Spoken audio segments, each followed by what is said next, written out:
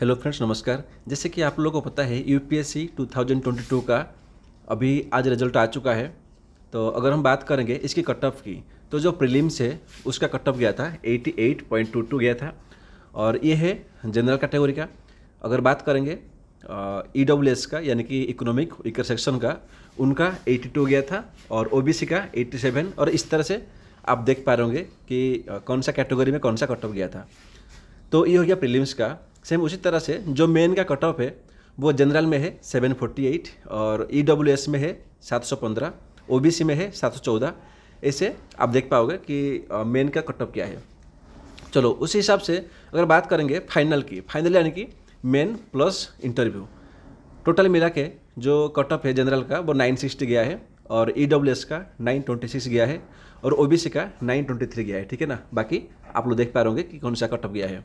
चलो तो अभी अगर बात करेंगे ना कि इस बार यूपीएससी 2023 का प्रीलिम्स का कट ऑफ किया जा सकता है। देखिए, अगर क्वेश्चन का लेवल यही रहेगा जैसे कि इस साल हुआ था, तो ये जो कट ऑफ है ये इसमें से एक मार्क कम कर दीजिए। ओबीसी का 86 और ईडब्ल्यूएस का 81 और जनरल का 86 से 87 तक देखा जाएगा, अगर क्वेश्चन का लेवल यही रहा तो। चलो आगे बात करते हैं।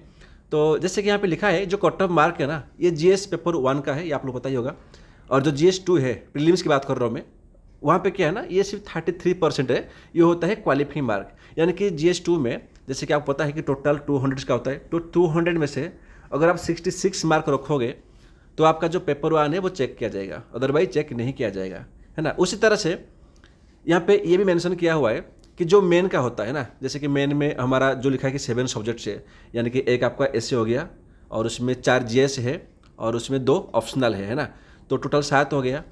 जो 7 सब्जेक्ट है, सातों में से आपको एवरी सब्जेक्ट में, इस सब्जेक्ट में कम से कम मिनिमम आपको 10% मार्क चाहिए।